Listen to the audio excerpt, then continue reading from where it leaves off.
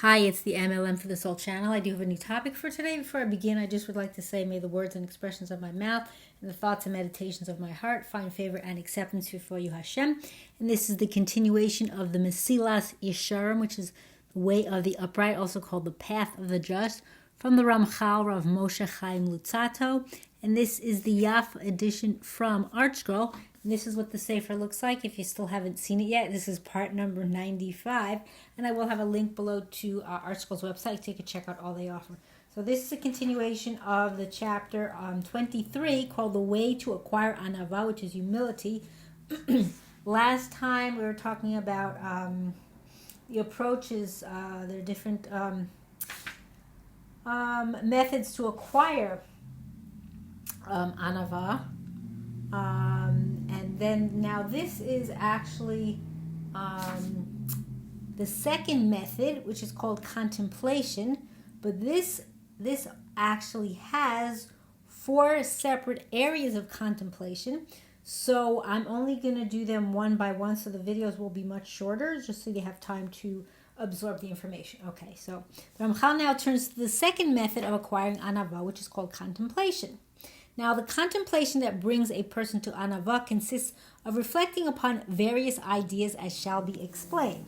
There are 4 separate areas of contemplation that this involves. And like I said, I'm going to go through each one in a separate video. Now, the commentary says that in chapter 22, which is the previous chapter, Ramchal explained at length the conceptual underpinnings of humility. A person is not the author of his own success, as his every talent and fortunate circumstance is a gift from Hashem. In order to achieve Anavah, one must understand the truth of that argument. Here the Ramchal will set forth other contemplations to achieve a further goal, namely to internalize the trait of Anavah. So that's what we're talking about now. This is not accomplished by contemplating logical arguments for humility, but rather through thoughts and imageries that cultivate a feeling of humility in the heart. That's from Rav Charna and Ionim. Okay, so that's just a little explanation. Now, one such area of contemplation is that which is mentioned.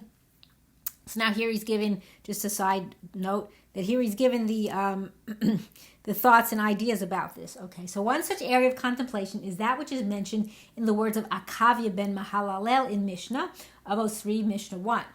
Know from where you have come, from a putrid drop, and know to where you are going, to a place of dust, worms, and maggots. And know before whom you are destined to give justification and reckoning for your deeds on earth, before the King of Kings, the Holy One, blessed is He. Indeed, all these thoughts are contrary to one's personal pride and assist in the acquisition of Anavah, as we shall now explain. So here's a good example of it, how this would make you get to that level. This is me saying, okay? So now here's how he's going to break it down. So now when it says from where you have come, this contemplation leads to Anavah when a person considers the lowliness of his own material composition and the inferiority of his origin. He will find that he has no reason to feel superiority at all, but only reason to be embarrassed and ashamed. To what can this be compared? To a swineherd who became king.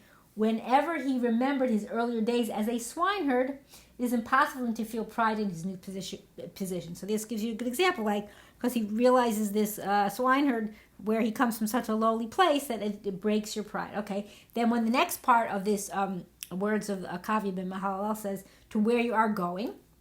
Similarly, when one reflects that at the end of his greatness, of all his greatness, he will turn to dust, food for worms, certainly his pride will be subdued and his tumultuous arrogance will be forgotten. For of what value is his good fortune or his greatness when his end is but humiliation and shame? Okay, good point. And then finally, when it says, and before whom you will give justification and reckoning. One will also forget his pride when he reflects further and imagines in his heart the moment of his entering into the great court of the celestial hosts to give an accounting for all the deeds of his lifetime.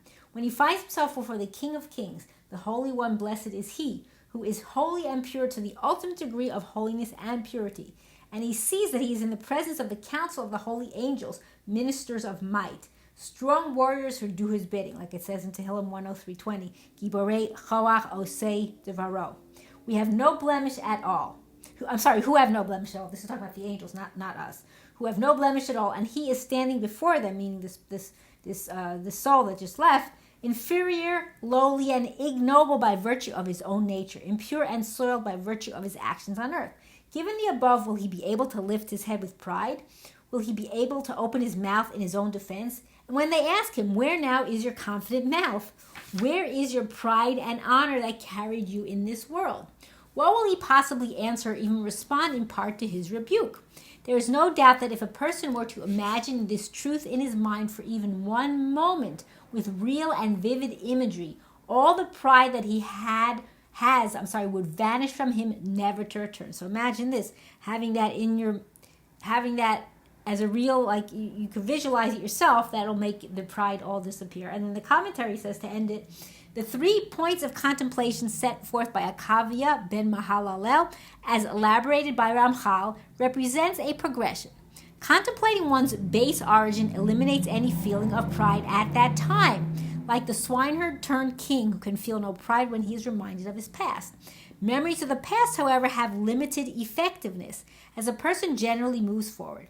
So contemplating one's worthless end is somewhat more effective and causes the pride to be, quote, subdued and, quote, forgotten, seeming that it will abate at least for a period of time. But even this is not a permanent solution, since a person always strives to be productive and his successes smother thoughts of his dismal end. However, Ramchal assures us when one contemplates in earnest the scene of his own heavenly judgment and the utter shame that will grip him at that time, the feeling will be so strongly imprinted upon his psyche that pride will be permanently banished from his heart, quote, never to return. And that's where I'm going to stop here. And I hope and pray that we will all merit to live and see the coming of Mashiach speedily in our days and the rebuilding of our final an everlasting Beis HaMikdash. Amen, and thanks for watching.